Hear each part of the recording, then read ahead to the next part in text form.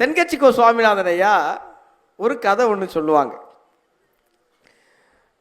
இந்த மேடையில் நான் ரொம்ப ரசிக்கிற, நேசிக்கிற, நான் பார்த்து வளர்ந்த என் உடன்பிறவாத அண்ணன் மதுரை முத்து அவர்களுக்கு நீங்கள் எல்லாரும் ஒரு அரங்கம் நிறைந்த கைதட்டல் கொடுக்கணும். தலைப்பை கேட்ட உடனே அண்ணன் பிரமாதமான தலைப்பு தம்பி அப்படின்னாங்க. ஏன் புத்தகம் ஒரு வெடிகுண்டு அப்படிங்கிற சொல்றதுக்கு முன்னாடி தென்கட்சி ஐயாவுடைய அந்த கதையை சொல்லிடுறேன். ஒரு ஊர்ல ஒரு ராஜா இருந்தாராம். அந்த ராஜா என்ன பண்ணிருக்காரு, அந்த ஊருடைய சிறந்த வீரன் யாருன்னு கண்டுபிடிக்கன்னு நினைச்சாராம். நினைச்சு என்ன பண்ணிருக்காரு, ஒரு பெரிய குளம் ஒன்று வெட்டியிருக்காரு. இந்த மேடையிலேருந்து இந்த பின்னாடி இருக்க காம்பவுண்டு சுவர் வரைக்கும் வச்சுக்கோங்க. இந்த பெரிய பின்னாடி திரும்பி யாரும் காம்பவுண்டு சுவரை பார்க்காதீங்க, இந்த தான் இருக்கு.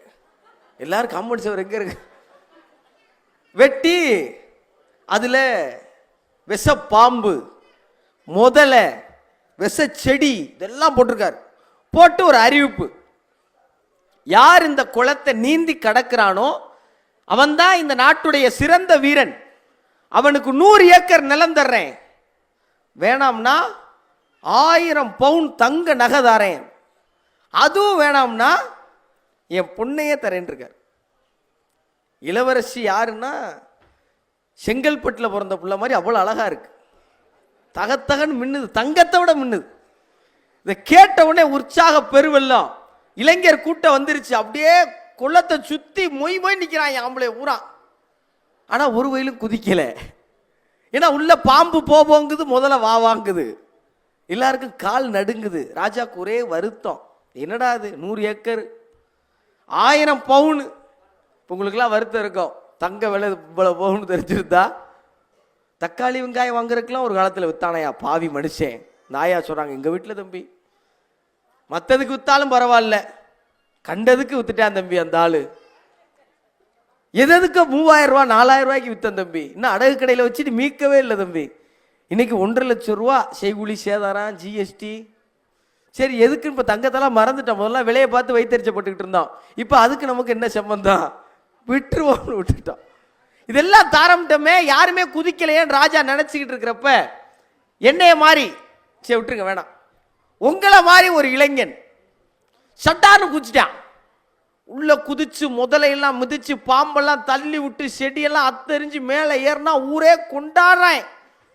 கை தட்டி தோல்ல ஏற்றி வச்சு மேடைக்கு ஏற்றிருக்காங்க. மேடைக்கு ஏத்துனா ராஜாக்கு கண்ணெல்லாம் கண்ணீர், கட்டி பிடிச்சி முத்தம் கொடுத்துருக்காரு. அவன் அவர்கிட்ட வாங்கவா வந்தேன், கொடுத்தாரு வாங்கிக்கிட்டான். என்ன செய்யுது, என்ன வேணும் உனக்கு, 100 ஏக்கர் நிலம் வேணுமா, வேணா ராஜா. 1000 பவுன் நகை வேணுமா, வேணாம். ஓஹோ என் பொண்ணு வேணுமா, வேணான் இருக்கான். ஒரு கோவம் வந்துருச்சு. அப்புறம் என்ன குச்சா, என்ன வேணும், என்னை இவன் தள்ளி விட்டான்னு தெரிஞ்சான்னு இருக்கேன். அவனு வேடிக்கை வாக்க வந்திருக்கான், இவனு பின்னாடி தள்ளி இருக்காங்க போடா. இப்ப அது மாதிரி தள்ளிவிடப்பட்டவர்களாக இங்கே வந்திருக்கிற உங்களை எல்லாம் பார்க்கிற பொழுது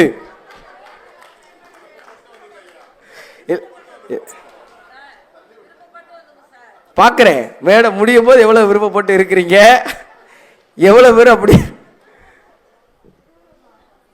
திருவள்ளூர் மாவட்டம் அப்படி இருக்காதுன்னு சொல்லி மேல இருந்து கல்வி அதிகாரி அம்மா சொல்றாங்க, அவங்களுக்கு ஒரு கைதட்டு கொடுங்க. அந்த அந்த இங்க வந்த உடனே ஒரு குட்டி பையனை, அன்னை முத்தனை, அந்த பையனை பார்க்க நான் விரும்புறேன். அவங்க பெற்றோர்லாம் இங்கே தான் இருக்கிறாங்க. அம்மா அப்பா 2 பேரும் ஹோமியோபதி மருத்துவர்கள். அந்த குட்டி பையன் பாரதிதாசன் வேஷம் போட்டதோடு இல்லாம படின்னு பாரதிதாசனுடைய ஒரு பெரிய கவிதை இருக்கு. ஷால், பாரதிதாசன் ஷால் இல்லாம அடாடா அடாடா அந்த முழு பாட்டையும் படிச்சிருக்காங்க. அவங்க 2 பேரும் மருத்துவர்களா இருக்கிறாங்க. அந்த பையனை அரசு பள்ளியில படிக்க வச்சிருக்காங்க. நீங்க எல்லாம் ஒரு பெரிய கைத்தட்டல் கொடுக்கும். உட்காரு தம்பி, உட்காருங்க உட்காருங்க. அந்த பையனுடைய பேர் என்ன தெரியுமா, வீரன் ஈவேரா. இந்த ஊர்ல நகைச்சுவைக்கு கூட நீங்க எல்லாம் தள்ளிவிடப்பட்டவர்கள் சொல்லக்கூடாது. பரவாயில்ல, கீழே இருந்து இன்னும் கொஞ்சம் சொன்னா எந்த வந்து அடிச்சிருப்பீங்க. ஒரு யாரை பார்த்து என்னடா சொல்ற படவா ராஸ்கல். புத்தகம் ஒரு வெடிகுண்டு அப்படிங்கிறத ஏன் தலைப்பா கொடுத்துருக்கேன்னா, எனக்கு இந்த மேடையை இப்படி அமையும்னு தெரியாது. நான் இந்த வீரன் ஈவேரா போல சின்ன பையனா இருக்கிறப்போ தொலைக்காட்சியில ஞாயிற்றுக்கிழமையில சிறப்பு நிகழ்ச்சிகள்லாம் பார்க்கறது உண்டு. அப்ப ஒருத்தர் பேசுறது மேல எனக்கு பயங்கரமான பைத்தியம். அவர் தான் துவக்கத்துல பேசுவார், பைத்தியம் மாதிரி உட்கார்ந்து கேட்பேன். அவர் பேசும்போது எங்கேயுமே நகரவே மாட்டேன். அவர் நல்ல நகைச்சுவையா பேசிட்டு முடிக்கும் போது ஒரு நல்ல கருத்து சொல்லுவார். நகைச்சுவையெல்லாம் கேட்டு மகிழ்ந்தா மட்டும் போதாது, அந்த கருத்துக்களை கேட்டு வளரவும் வேணும்னு ரொம்ப சின்ன வயசுல இருந்து எனக்கு அடித்தளம் போட்டவர். அவரை உண்மையிலே சொல்லணும்னா மனசார அவரை பார்த்து தான் பேசணுங்கிற ஆசை வந்தது, 4 பேரை சிரிக்க வைக்கணுங்கிற எண்ணம் வந்தது.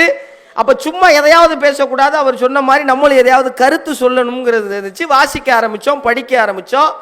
என்னுடைய கல்லூரி நாட்கள்ல எல்லாரும் வாத்தியார்கள்லாம் பாடம் நடத்தும் போது நான் கீழே உட்கார்ந்து காமராஜரையும் கக்கனையும் அலெக்சாண்டரையும் நிறைய பேரை வாசிச்சிருக்கேன். அந்த புத்தகம் தான் என்ன ஆகியிருக்கு, அந்த இத்துணூண்டு பையனை வெடிச்சு யாரை பார்த்து ரசித்து பேச வேண்டும் என்று நினைத்தனோ அந்த மதுரை முத்து அண்ணனுக்கு அருகாமையில் ஒரு இருக்கையை எனக்கு அமர்த்தி கொடுத்துருக்கு. இதனாலதான் புத்தகம் ஒரு வெடிகுண்டு. சரி, இப்ப யாரெல்லாம் வீட்டில் குண்டு வச்சிருக்கீங்க கை தூக்குங்க. காவல்துறை அதிகாரி எங்களை சந்தேகமா பார்க்காதீங்க. புத்தகம் ஒரு வெடிகுண்டு. நாங்க வேற நீங்க குண்டு எது வச்சிருக்காங்க உருண்டை நினைச்சிராங்க. அது உங்க ஊர் இல்லைங்களா சார்? கோயம்புத்தூர் இருக்கட்டும். அவங்க இந்த அரிசிமா உருண்டை சொல்றாங்க, அதையும் யாரும் தப்பா நினைச்சிட வேண்டாம், அதுவும் நல்ல உருண்டை தான். இந்த புத்தகங்களை ஏன் வாசிக்கணும், இந்த புத்தகங்களை ஏன் படிக்கணும்னு தொடர்ந்து தமிழ்நாடு முழுவதும் பப்பாசி அமைப்பு அண்ணன் அருண் மாதிரியான நபர்கள்லாம் எங்கெல்லாம் கூப்பிட்டு வாங்க பேசுங்க பேசுங்க பேசுங்கிறாங்க. இப்போ நாங்கள் பேசிட்டு போன உடனே எல்லாரும் உள்ள அப்படியே அந்த கூரையெல்லாம் பிச்சுக்கிட்டு போய் புத்தகங்களை அள்ளிக்கிட்டு ஓட போறீங்களான்னா அது கிடையாது. ஆனா இந்த புத்தகம் வாங்கணுங்கிற எண்ணம் இருக்குல்ல, நீங்க வாசிக்கிறீங்கிறது ரெண்டாவது, நல்லா தெரிஞ்சுக்கங்க. நீங்க வாசிக்கிறீங்கிறது ரெண்டாவது, வாங்கணுங்கிற எண்ணம் தான் முதல்ல. வாங்கணுங்கிற ஒண்ணு இல்லைங்க. நீங்க உள்ள போய் என்ன புத்தகம் வாங்கணும் அப்படின்னு எல்லாரும் கேட்கறாங்க. இப்ப யார் வாசிக்கணும்? பள்ளிக்கூடம் போற பிள்ளைகளா? பள்ளிக்கூடம் போற பிள்ளை தானே வாசிக்கணும். பெத்தவங்களும் வாசிக்கணும். பெத்தவங்க மட்டும் தான் வாசிக்கணுமா? மற்றவங்களும் வாசிக்கணும். மற்றவங்க மட்டும் தான் வாசிக்கணுமா? எல்லாரும் வாசிக்கணும். நீங்க இன்னைக்கு என்ன ஆயிடுச்சுன்னா, ஒரு ஆய்வு சொல்லுது, இன்னைக்கு இருக்கிற தலைமுறை டிஸ்ட்ராக்டட் ஜெனரேஷன் ஒரு கருத்து பதிவு செய்றாங்க. என்ன டிஸ்ட்ராக்டட் ஜெனரேஷன்? நீங்க நல்லா யோசிச்சு பாருங்க. நம்மளாம் குட்டி பிள்ளையா இருக்கும்போது வீட்டில் அப்பா அம்மா கூப்பிட்டு நமக்கு அடையாளப்படுத்துறாங்க. இந்த பொதுவாரு காரு, இந்த பஸ்ஸு, மேலே பாரு அடே அப்பா பிளைட்டு. இப்போ அவன் கூப்பிடுறான், அப்பா இன்ஸ்டாகிராமு, அம்மா ரீல்ஸு, லைக் பண்ணினா ஹார்ட் வருது பாத்தியா, அது அமைக்கிறாத காசு போயிடும். அவன் சொல்றான், நம்ம சரிப்பா நான் தொடவே மாட்டேன். Hyper active சில்ட்ரன்ஸா இருக்கிறாங்கிறாங்க. துருதுருன்னு இருக்கான் புள்ள. எல்லார் வீட்லயும் புள்ள அப்படித்தானே இருக்கு. முன்னெல்லாம் பள்ளிக்கூடத்துல ஒருத்தன் துருத்துன்னு இருப்பான், இப்ப வாத்தியாரை தவிர எல்லாருமே துருத்துருன்னே இருக்காங்க. அவர் பரிதாபமா உட்காந்துருக்காரு, எங்கடா உங்களாம் கயத்தை போட்டு கட்டுறதா என்னடாச்சு. இப்ப இந்த ஹைப்பர் ஆக்டிவா துரு டிஸ்ட்ராக்டடா இருக்கிற ஜெனரேஷன் இருக்குல்ல, இதை எப்படி சார் நல்வழிப்படுத்துறது? நீங்க முன்னாடிலாம் எல்லார் வீட்டுக்கும் போனா குழந்தை, வள்ளுவர் தான் சொன்னார், யாழ் இனிது குழல் இனிது என்பார் தம் மக்கள் மழலை சொல் கேளாதார். குழந்தை இருக்கிற வீடுன்னா அழகு. ஏன்னா அந்த வீட்டில் இருக்கிற எல்லாருமே அழகா இருப்பாங்க. அம்மா அழகா இருப்பாங்க, அப்பா சிரிச்சுக்கிட்டே இருப்பாரு. அப்பா கோமா அம்மா கிட்ட வருவாரு, புள்ள அழுதுச்சுன்னா ஆத்தின்னு போய் பிள்ளைய தூக்குவார். அந்த வீட்டில் இருக்கிற ஆயா ஐயா எல்லாரும் சந்தோஷமா இருப்பாங்க. பிள்ளைக்கு பாட்டு பாடுவாங்க, கதை சொல்லுவாங்க. இன்னைக்கு எல்லா குழந்தை பிறந்த வீட்டுக்குள்ளேயும் போங்களேன், உருளைக்கிழங்கு செல்ல குட்டி எங்க போச்சு, கத்திரிக்காய் கூடையில தூங்க போச்சுன்னா பிள்ளை சொல்லிடுது. நம்ம நல்ல பெரிய உருண்டையா உணிச்சு மூக்கு வாய் எல்லாத்துலயும் திணிச்சு சாந்து அடைக்கிற மாதிரி அடைச்சிடறோம். உருளைக்கிழங்கு எந்த கூடையில இருந்திருக்கணும்? உருளைக்கிழங்கு கூடையில தான் இருந்திருக்கணும். உருளைக்கிழங்கு கத்திரிக்காய் கூடைக்கு போனதே பெரிய தப்பு. இது ஒரு பாட்டு. ஏன் இதெல்லாம் செய்யறோம்னா, நமக்கு அவனை பொறுமையா திறக்க வச்சு அந்த 2 இட்லியை ஊட்டுற அளவுக்கு என்ன இல்ல, நிதானம் இல்ல. புள்ள கேட்டுச்சா? இப்ப இன்னைக்கு பிள்ளைலாம் நீங்க பாத்தீங்கன்னா தெரியும்ல, பஸ் ஸ்டாண்ட்ல ரயில்வே ஸ்டேஷன்ல தள்ளிக்கிட்டே இருக்காங்க செல்போனை. அதுல கண்டதுகளியது வருது. நான் நிறைய பாக்குறேன், மனசுக்கு ரொம்ப கஷ்டமா இருக்கு. கண்டதுகளியது வருது பிள்ளை செல்போன்ல. அவன் அதை தள்ளிக்கிட்டே இருக்கான். என்ன போனை வாங்க போனா நம்மளை முறைக்கிறான், கொண்டு விட உடனேங்கிறான். அப்பா அம்மா போனை வாங்கினா எங்க பிள்ளை அழுகுமோன்னு அது கையில இருந்தா சந்தோஷம். ஆபீசர் கூப்பிடு, சார் ஃபோன் அடிச்சா ஏன் கட் பண்றீங்க? தெரியல சார். அவன் சொல்றான், நான் தான் ரீல்ஸ் பார்த்துக்கிட்டு இருந்தேன், அவர் கட் பண்ணி விட்டேங்கிறான். அவன் கான்ஃபிடென்ட்டா கட் பண்றான். இப்போ நம்ம எங்கேயோ இருந்து இந்த பிள்ளைகள்ட்ட இருந்து தப்பிக்கிறதுக்காக என்ன பண்ணிடுறோம்? செல்போனை கொடுத்தா வீட்டில் பேசாம இருக்கேன், நம்ம மாட்டு நம்ம நிம்மதியா இருக்கலாம்னு தப்பிக்கிறதுக்கு பெற்றோர்கள் செய்யற முயற்சி இருக்குல்ல. சில வீடுகள்லாம் அம்மா பார்க்குறாங்க செல்போன்ல, அதுக்கு எதை பார்க்கணும்னே இல்லாம பார்க்க ஆரம்பிச்சிட்டோம்ல செல்போன்ல. நம்ம தேடி யாரெல்லாம் சமீபத்தில் ஏதாவது ஒரு விஷயத்தை தேடி போய் பார்த்தீங்க சோசியல் மீடியால? நம்ம போறோம், அதுவா வருது. வாரத பூரா வாரி இறைஞ்சு பார்த்துக்கிட்டு இருக்கோம். அம்மா பார்க்குறாங்க, ஒரே வாரத்தில் உதட்டை சிவப்பாக்க வேண்டுமா? எலும்புச்சம்பழத்தில் தக்காளியை பிழிந்து கொஞ்சம் சர்க்கரையை போட்டு ஒரு வாரம் உதட்டில் ஓயாமல் தேய்த்து வந்தால் உதடு சிவப்பாய்விடும். திரும்பி பார்த்தா பிள்ளை எலும்புச்சங்காடு நிற்கிது, வாமா சேர்ந்து தேப்பான். இப்ப இது வெடிகுண்டு இல்ல, அது பயங்கரமான குண்டு. யோசிச்சு பாருங்களேன், ஒரு பிள்ளை ஸ்கூல் முடிச்சு வீட்டுக்குள்ள வருது, அப்பாவும் அம்மாவும் ஆளுக்கு ஒரு புத்தகத்தை எடுத்து வாசிச்சுக்கிட்டு இருந்தாங்கன்னு வைங்களேன். அந்த பிள்ளை செல்போன் எடுக்குமா? அந்த பிள்ளை செல்போன் எடுக்குமா? அப்பா மடியில் வந்து உட்காரும், என்னப்பா வாசிக்கிறேன்னு கேட்கும். அம்மா கிட்ட போய் உட்காரும், என்னம்மா படிச்சுக்கிட்டே இருக்கேன்னு கேட்கும். தெரிந்தோ தெரியாமலோ அந்த பிள்ளைகளுக்கு வாசிப்பு பழக்கமாகும். இந்த வாசிப்பு பழக்கம் ஏன் முக்கியம்? நீங்க ரொம்ப பிராக்டிக்கலா ஒரு விஷயத்தை யோசிச்சு பார்ப்போமே. நம்ம எல்லா பிள்ளைகளும் நல்ல மார்க் வாங்கணும்னு நினைக்கிறோம், பிள்ளை நல்ல காலேஜுக்கு போகணும்னு நினைக்கிறோம், நல்ல வேலைக்கு போகணும்னு நினைக்கிறோம். எதுக்கு? இந்தியா வல்லரசு ஆக்குறக்கா? சாகித்ய அகாடமி விருது பெறுவதற்கா? நல்லாசிரியர் விருது பெறுவதற்கா? Arjuna, Padma Bhushan per annum salary என்ன? 7.5 lakhs. ரொம்ப கம்மியா இருக்கே தம்பி. எங்கேயோ காசு சம்பாரிச்சா போதுங்கிற மனோநிலைக்கு என்ன ஆயிட்டோம்? தள்ளப்பட்டுட்டோம். சரிதானே? எங்கேயோ காசு சம்பாரிச்சா போதும்னு என்ன ஆயிட்டோம்? தள்ள ஆரம்பிச்சிட்டோம்ல. இந்த காசு சம்பாதிக்கிறது முக்கியம்னு திருக்குறள் சொல்றார். என்ன சொல்றாரு? பொருள் அல்லவரை பொருளாக செய்யும் பொருள் அல்லது இல்லை. காசு சம்பாதிக்க தப்புன்னு நான் சொல்லவே மாட்டேன். காசு சம்பாதிக்கிற தப்புன்னு நான் என்ன பண்ண மாட்டேன், சொல்லவே மாட்டேன். நல்லா யோசிச்சு பாருங்களேன், உங்க ஊர்ல, உங்க வீதியில, உங்க தெருவுல உங்க சொந்தக்காரன் ஒருத்தர் 2 தலைமுறைக்கு முன்னாடி நீங்க காசு இல்லாத போது உங்களை பார்த்த பார்வையும் இன்னைக்கு உங்க புள்ள நல்லா படிச்சு நல்ல நிலைமையில கழுத்துல சங்கிலி போட்டுருக்கிற பாக்குற பார்வை என்னவா இருக்கு? வேறையா மாறி இருக்குல்ல. இதைத்தான் வள்ளுவர் சொல்றாரு, பொருள் அல்லவரை, ஒரு பொருளாக இல்ல, பொருளாக செய்யும், அவனை மதிக்கிற ஆளா செய்கிறது பொருள் அல்லது இல்லை பொருள்ங்கிறார். காசை விட உன்னை பெரிய ஆளாக்குறது எதுவுமே இல்லைனாங்கிறார். சரி, காசை விட பெரிய ஆளாக்குறது எதுவுமே இல்லை, அப்ப காசு எப்படி வேணா சம்பாரிச்சலாமா? இது முக்கியமான கேள்வி. சரிதானே? காசை எப்படி வேணா சம்பாரிச்சலாமா? ஒரு பையன் MBA முடிச்சிட்டான். அப்பா போப்பா, என் ஃப்ரெண்டு ஒருத்தர் பெரிய பிஸ்னஸ் மேனா இருக்காரு, அவர்கிட்ட போய் எப்படி பிஸ்னஸ் பண்றதுன்னு கத்துக்கன்னு அப்பா அனுப்பிச்சு வச்சிட்டார். இவனுக்கு கிளம்பி போயிட்டான். சார் இது மாதிரி பிஸ்னஸ் கற்றுக்கலான்னு வந்தேன். சரி தம்பி, டைரி தான் இன்னைக்கு இந்தியாவுடைய பெரிய மார்க்கெட்டு, இம்போர்ட்னாலும் எக்ஸ்போர்ட்னாலும் பெரிய ஆள் ஆயிடலாம். பேசிக் கற்றுக்க 4 விஷயம் சொல்கிறேன். முதல் விஷயம், பஞ்சுவாலிட்டி ரொம்ப முக்கியம். எழுதிக்கிட்டான், நோட் எடுத்துக்கிட்டான். பஞ்சுவாலிட்டி, காலையில் 5 மணிக்கு பால் கறந்தினா சாயங்காலமும் கறக்கணும். ஓகே. பாயிண்ட் நம்பர் 2, மாடு என்ன சாப்பிடுதுங்கிறத கவனமாக இருக்கணும். சோர்ஸ் ரொம்ப முக்கியம். இன்வெஸ்ட்மெண்ட் கரெக்டாக இருந்தால் தான் ப்ராஃபிட் வரும். சரி, மாடு என்ன சாப்பிடுங்கிறதுல கவனமாக இருக்கணும். 3வது, 1 லிட்டர் பாலில் 1/4 லிட்டர் தண்ணி கிடக்கணும். கூடுனாலும் பிரச்சனை, குறைஞ்சாலும் பிரச்சனை. 4வது பாயிண்ட் ரொம்ப முக்கியமான பாயிண்ட். இதுல தான் நீ என்ன ஆக போறங்கிறதே இருக்கு. எக்காரணத்தை கொண்டு நீ பால் கறக்கும் போது மாட்டுக்காரன் அதை பாத்திரக்கூடாதுன்னு இருக்கான். அவன் ஊரா விட்டு மாட்டிலையா பால் கறந்து. இதைத்தான் வள்ளுவர் சொல்றாரு, அரண் ஈனும் இன்பமும் ஈனும் திறனறிந்து தீதின்றி வந்த பொருள்ங்கிறார். எப்படி? அரண் ஈனும் இன்பமும் ஈனும் திறனறிந்து தீதின்றி. இன்னைக்கு சென்னையில ஒரு காவல்துறை அதிகாரியை கைது பண்ணியிருக்காங்க. அந்த அம்மா இன்ஸ்பெக்டர் கேட்டகரியில் இருக்கிறவங்க, பல்வேறு துறையில் அவங்க இருந்திருக்கிறாங்க. இப்போ பாலியல் தொழிலை ஒடுக்குகிற துறையில் அந்த அம்மா சிறப்பு காவல் ஆய்வாளர், இன்ஸ்பெக்டர் கேடட். அவங்க வீட்டிலையும் இன்னும் சில இடங்களையும் தேடி பார்த்தா 5.42 கோடி அந்த அம்மா பதுக்கி இருக்கிறதா பிடிச்சிருக்கிறாங்க. 5 கோடி சம்பாதிச்சா நல்லாத்தான் இருக்கும். லஞ்ச ஒழிப்புத்துறை வந்து பிடிச்சா எப்படி இருக்கும்? இதை யாரு சொல்லி கொடுக்குறா? இதை யாரு சொல்லி கொடுக்குறா? அவன் வளரும் போது அரண் நீனும் இன்பமும் ஈனும் திற நறிந்து தீதின்றி வந்த பொருளும் படிச்சானா சக ஊழியர் காசு வாங்கும் போது இவன் வெடிப்பானா மாட்டானா? இவன் வெடிப்பானா மாட்டானா? இதை சொல்லி கொடுக்கறதுக்கு தான் பிள்ளைகளை நீங்க என்ன பண்ண ஆரம்பிக்கணும்? புத்தகம் வாசிக்க ஆரம்பி. எங்க இருந்து சார் புத்தகத்தை ஸ்டார்ட் பண்றது? எங்க இருந்து ஸ்டார்ட் பண்றது? எல்லாரும் கேட்குறாங்க, நான் என்ன புத்தகம் வாங்குறது? புத்தகம்னு நீங்க எதையாவது வாங்குங்கன்னு சொல்லுவேன்.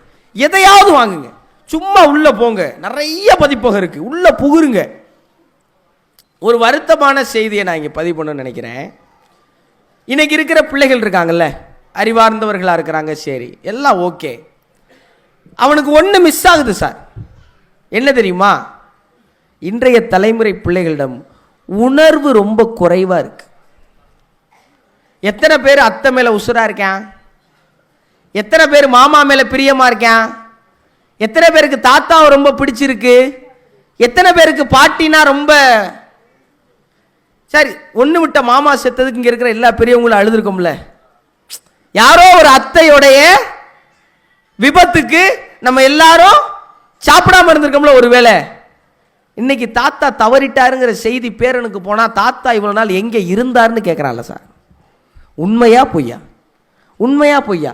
பெற்றோர்களை பிள்ளைகள் பெற்றோரா பார்க்காம ஏடிஎம் மிஷின்களாக பார்க்கிற கலாச்சாரம் வளர்ந்துருச்சா இல்லையா? வளர்ந்துருச்சா இல்லையா? யார் இவனுக்கு இதை கடத்துறது? நாமுத்துக்குமார் அண்ணன் அணிலாடும் ஒன்றில்னு ஒரு புத்தகம் எழுதியிருக்கார். நான் இன்னைக்கு கூட அதை வாங்கியிருக்கேன். அந்த புத்தகம் வந்து தமிழ்நாட்டில் ஒரு அமைப்பு இருக்கு. அந்த அமைப்பு என்ன பண்றாங்க, தமிழ்நாடு முழுவதும் இருக்கிற 170க்கும் மேற்பட்ட சிறைகளில் நூலகம் அமைக்கிற பணியை செய்கிறாங்க.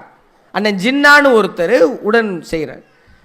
அந்த நூலகங்களுக்கு 1000 அணிலாடும் ஒன்றில் புத்தகமும் 1000 வேடிக்கை பார்ப்போன்னு வாங்கி கொடுத்தேன். சிறைச்சாலையில் இருக்கவன் படிக்கணுங்கிறதுக்காக. ஏன் தெரியுமா? ஏன் சிறைச்சாலையில் இருக்க அதை படிக்கணும்னு நான் சொல்றேன்னா, அம்மானா என்ன, அப்பானா என்ன, தம்பினா யாரு, அக்கானா யாரு, மாமா அத்தை பெரியப்பா சின்னம்மா பெரியம்மா ஆயா அம்மாவளி ஆயா அப்பாவளி அப்பத்தா எல்லாத்தையும் பத்தி எழுதியிருக்காரு நாமத்துக்குமார். அதுல நாமத்துக்குமாருடைய அப்பா பத்தி அதுல எழுதியிருப்பாரு. எனக்கு ரொம்ப பிடிச்ச அந்த பகுதியை மட்டும் உங்கள்கிட்ட பகிர்ந்துக்கணும்னு நினைக்கிறேன். நாமத்துக்குமாருடைய அப்பா தவறிடுறார். தவறின உடனே நாமத்துக்குமாருடைய அப்பாவோட டைரியை எடுத்து பார்க்குறாரு நாமத்துக்குமார். ட்ரங்கு பெட்டியிலேருந்து அந்த 16வது நாள் அந்த காரியம் செய்வோம்ல, அன்னைக்கு டைரியை எடுத்து வாசிக்கிறார். எடுத்தோடனே நாமத்துக்குமார் என்ன பண்ணுறாருன்னா 1975 ஜூலை 12ஆம் தேதிக்கு போகிறார். ஏன்னா அது நாமத்துக்குமார் பிறந்த நாள். நம்ம பிறந்த நாளில் நம்ம அப்பா என்ன எழுதியிருக்காரு அப்படின்னு பார்க்கணும்னு ஒரு ஆசை.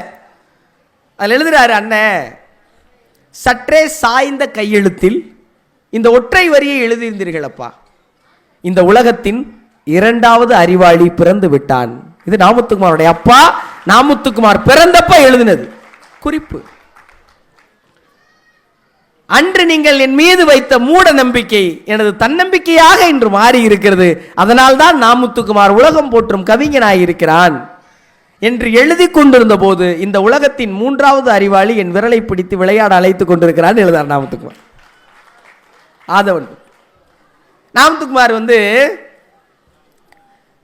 நண்பர்கள்லாம் சேர்ந்து காஞ்சிபுரத்திலிருந்து மாமல்லபுரத்துக்கு கடற்கரை வேடிக்கை பார்க்கணும்னு விரும்புகிறாங்க. நண்பர்கள்லாம் சைக்கிளில் போகிறாங்க. நாமத்துக்குமாரோட அப்பா நாமத்துக்குமாரை ஓட்டை விட்டு பின்னாடி உட்கார்ந்ததே கிடையாது. தனியாக அனுப்புறதுக்கு எல்லாரும் பயப்படுறாங்க. நாமத்துக்குமாரோட அம்மா சின்ன வயசில், நாமத்துக்குமாரோட சின்ன வயசில் 1.5 வயசில் தவறிட்டாங்க. ஆயா வேணாங்கிறாங்க. அப்பா போடான்னு அனுப்பிச்சு வச்சிட்டார். நண்பர்கள்லாம் காஞ்சிபுரத்திலிருந்து 60-80 கிலோமீட்டர் சைக்கிளில் போயிட்டாங்க மாமல்லபுரம். அங்கே போய் கடற்கரையை பார்த்துட்டு திரும்பினா அப்பா நிற்கிறார் பின்னாடி. என்னப்பா? இல்லடா அவனை தனியாக விட மனசுலடா வந்துட்டேன்டாங்கிறார் அப்பா. திரும்பி வரும்போது நாமத்துக்குமாரோட அப்பா ஓட்டுறாரு, நாமத்துக்குமார் பின்னாடி உட்காந்துருக்காரு.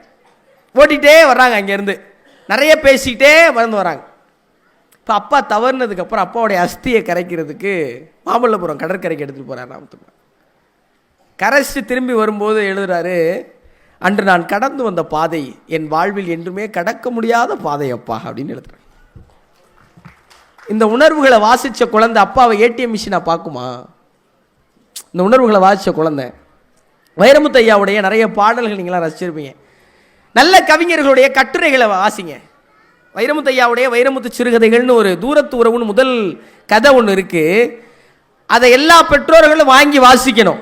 வாசிச்சா உங்க பிள்ளை அமெரிக்கா போகணும்னு சத்தியமா நினைக்க மாட்டீங்க.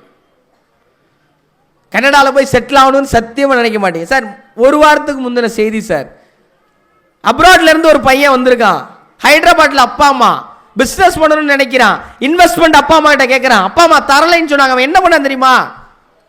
அப்பாவையும் அம்மாவையும் கத்தியால மாறி மாறி குத்தி கொன்றுக்கான் சார் அந்த பையன். காசு உறவுகளை விட தலை தூக்கியதன் காரணம் என்ன? அவனை வெளிநாட்டுக்கு அனுப்பி வச்ச அப்பா அம்மா தவிர வேற யாரும் கிடையாது. வேற யாரும் கிடையாது. அவனுக்குள்ள இருக்கிற அந்த தீய எண்ணத்தை வெடிக்கிற வெடிகுண்டு எது? இந்த அணிலாடி மூன்று. வைரமுத்தையாவுடைய முதலாய் அம்மாவுக்கு கவிதையை நீங்களாம் வீட்டுக்கு போய் ஒரு முறை கேளுங்க. இது பெரிய கவிதை, என்னால் பெரும்பகுதியை சொல்ல முடியாது, கொஞ்சம் சொல்றேன். கதக்கதன்னு களிக்கிண்டி களிக்குள்ள குழி வெட்டி நல்லெண்ண கருப்பட்டி கலந்து தருவாயே, தொண்டையில அது இறங்கும் சுகமான இளஞ்சூடு மண்டையில இன்னும் மசமசன்னு நிக்கிதம்மா, கொத்தமல்லி 2 வச்சு குறுமிளகு சேர்த்து வச்சு சீரகமும் சிறுமிளகும் சேர்த்து வச்சு நீர் தெளிச்சு கும்மி அரைச்சு கொளகொளன்னு வலிக்கையில அம்மி மணக்கும் அடுத்ததொரு மணமணக்கும். தித்திக்க சமைச்சாலும் திட்டிக்கிட்டே சமைச்சாலும் கத்திரிக்காய் நெய் வடியும், கருவாடு தேன் ஒழுகும், கோழி குழம்பு மேல மிதக்கும் தேங்காய் சில்லுக்கு தேகமெல்லாம் எச்சி ஊறும். இதெல்லாம் கேள்விப்பட்டே ரொம்ப நாள். இப்ப எச்சி ஊறுது, ஆனா இன்னைக்கு வீட்டுல சமைச்சா என்னென்னமோ ஊறுது. அதுக்குள்ள போக வேண்டாம். அதுல ஒரு வரி வரும், ரொம்ப அழகா எழுதியிருப்பாரு. கண்ணு காது மூக்கோட கருப்பா ஒரு பிண்டம். எப்படி? கண்ணு காது மூக்கோட கருப்பா ஒரு பிண்டம் இடப்பக்கம் கிடக்கையில என்னென்ன நினைச்சிருப்ப? கத்தி எடுப்பவனோ, களவாட பிறந்தவனோ, ஊரையாள வந்திருக்கும் தாசில்தாரி வந்தானோ. அவன் என்ன ஆக போறான் யாரு சார் தெரியும்? பிறந்த புள்ள கிடக்கிறப்ப துணுண்டு பிண்டா, அது என்ன செய்ய போகுது? வாழ்க்கையில பெரிய ஆளாகுமா, தோத்து போயிருமா, தற்கொலை பண்ணிக்குமா, இல்லை எவனையாவது கொலை பண்ணுமா, களவாடுமா, ஏதும் தெரியாது. கண்ணு காது மூக்கோட கருப்பா ஒரு பிண்டம் இடப்பக்கம் கிடக்கையில என்னென்ன நினைச்சிருப்ப? கத்தி எடுப்பவனோ, களவாட பிறந்தவனோ, ஊரையாள வந்திருக்கும் தாசில்தாரி வந்தானோ. இந்த விவரங்கள் ஏதொன்னும் தெரியாம நெஞ்சூட்டி வளர்த்த ஒன்ன நினைச்சா அழுக வரும். இது இந்த பிள்ளைங்க வாசிச்சுனா எனக்கு என்ன செஞ்ச அப்படின்னு கேட்கும் அம்மாட்ட. இன்னைக்கு கேட்கிறான்ல புள்ள வீட்டுல வந்து, என்னை எதுக்கு பெத்த, எனக்கு என்ன செஞ்ச? ஆத்திரமா வருது இந்த கேள்விகளை கேட்டான். ஏன் அவனுக்கு இதை யாரும் சொல்லி கொடுக்கலையே. என் பக்கத்து வீட்டில் ஒரு அண்ணன் இருக்காரு. அவர் பையனை தினந்தோறும் அடிப்பார் திட்டுவார். எனக்கு அவர்கிட்ட போய் ஒரு நாள் சொல்லணும்னு தோணும். நாளைக்கு உங்களுக்கு வயசான காலத்தில் உங்க பையன் உங்களை எப்படி சார் ட்ரீட் பண்ணுவான்னு கேட்கணும்னு தோணும். என்னால் முடியல. காந்தியுடைய சத்திய சோதனையில் ஒரு பகுதி அப்பாக்கள் வாசிக்க வேண்டிய பகுதி. காந்தி சின்ன வயசுல நிறைய தவறுகள் பண்ணார், தெரியும்ல எல்லாருக்கும். சின்ன வயசுல காந்தி எல்லா தப்பும் பண்ணார். பொய் சொன்னாரு, திருடினாரு, புகைப்பிடிச்சாரு, மது அருந்தினாரு, மாமிசம் எல்லாம் பண்ணார். இப்போ உங்க வீட்டில் டெய்லி வந்து ஒருத்தர் ராமாயணம் சொல்லிக்கிட்டே போறார். இந்த ராம ரொம்ப நல்லவன் அவர் நினைச்சிருக்காரு. அது வேற கதை, நம்ம அதுக்குள்ள போக வேணாம். இவர் கேட்ட ராமே நல்லவனா இருந்திருக்கார். இப்போ ராம இவ்வளவு நல்லவனா இருக்கானே, டெய்லி இதை கேட்கிறாங்களே, நம்ம இவ்வளவு தப்பு பண்றோமே, அப்பா கிட்ட மன்னிப்பு கேட்டா என்னன்னு ஒரு யோசனை காந்திக்கு. என்ன பண்றாரு? ஒரு கடிதாசி எழுதுறார். அப்பா, நான் இந்த தப்பெல்லாம் பண்ணிட்டேன், என்னைய தயவு செஞ்சு மன்னிச்சிருங்க. அப்பா கையில கடிதாசி போய் சேர்ந்துருச்சு. காந்தி எதிர்த்தாப்புல நிற்கிறார். யோசிச்சு பாருங்க, தப்பு பண்ணோம்னு ஊர்ல இருந்து எவனா வந்து சொன்னாலே உரிச்சு உப்ப தடவிடுவாங்க. நம்மளே எல்லா தப்பை எழுதிட்டோம்னு ஒத்துக்கிட்டாச்சு. லெட்டர் அப்பா கைக்கு போய் சேர்ற வரைக்கும் ஒன்றும் புரியல. சேர்ந்த உடனே கை காலெல்லாம் நடுங்குது காந்திக்கு. ஆத்தி கொல்ல போறாங்களே. காந்தியோட அப்பா காந்தி செஞ்ச எல்லா தவறையும் ஒவ்வொன்றா வாசிச்சுட்டே வர்றாரு. கடைசி வாசிச்சு முடிச்சதுக்கு அப்புறம் காந்தி அப்பா என்ன பண்ணார் தெரியுமா? உண்மையிலே நம்மள அந்த துப்பாக்கி எடுத்து சுட்டு கொண்டிருப்போம். அவர் பெரம்ப எடுக்கல. காந்தி அப்பா அந்த கடிதத்தை மடிச்சு வச்சுட்டு 2 சொட்டு கண்ணீர் விட்டார். காந்தியோட அப்பா என்ன பண்ணாரு? 2 சொட்டு கண்ணீர் விட்டார். காந்தி எழுதுறாரு, இதை சொல்லிட்டு, இந்த உலகத்தை வென்ற அகிம்சையை நான் எங்கு கற்றேன் என்று எல்லோரும் கேட்கிறார்கள். என் அப்பாவின் இரு துளி கண்ணீரில் கற்றேன்னு காந்தி எழுதுறார். நாமத்துக்கு ஒரு 10ஆம் கிளாஸ் பரீட்சைக்கு படிச்சுக்கிட்டு இருக்காரு. அப்பா வர்றாரு, டேய் ஏடா உட்காந்து படிச்சுட்டே இருக்க, டெண்டு கொட்டையில் ரத்த கண்ணீர் படம் போட்டிருக்கேன், போய் பார்த்துட்டு வாடாங்கிறார் அப்பா. அப்பா தமிழாசிரியர், நாமத்துக்கு அப்பா ஒரு பயங்கரமான தமிழாசிரியர், வீடு முழுக்க புத்தகங்களாக நிரப்பினவர், புத்தகங்கள் வாங்கினதுனால கடனாளியானவர். அந்த அப்பா சொல்றாரு, ஏய் போடா படம் பார்த்துட்டு வாடா. நாமத்துக்குமார் சொல்லிடுறாரு, இல்லை இல்லைப்பா நாளைக்கு பப்ளிக் எக்ஸாம் இருக்கு நான் படிக்கணும். இந்த தகவலை சொல்லிட்டு நாமத்துக்குமார் இப்படி எழுதுறாரு, ஒருவேளை அன்று நீங்கள் ஏய் சினிமா கினிமா போன பிச்சிருவேன் ஒழுங்கா உட்காந்து படிக்கணும் என்று சொல்லியிருந்தால் நிச்சயமாக நான் சினிமாவுக்குத்தான் போயிருப்பேன், உட்கார்ந்து படித்திருக்க மாட்டேன்னு எழுது. நான் பள்ளிக்கூடங்களுக்கு போகும்போது ரொம்ப முக்கியமாக இந்த கதையை சொல்லுவேன். ஒரு 2ஆம் கிளாஸ் பையன் அம்மா கிட்ட போய் கேட்டிருக்கான். தொடங்கும் போது உங்களுக்கு கொஞ்சம் நெருடலாக இருக்கும், பின்னாடி புரியும் நம்புகிறேன். செக்ஸ்னா என்னம்மான்னு கேட்டிருக்கான்.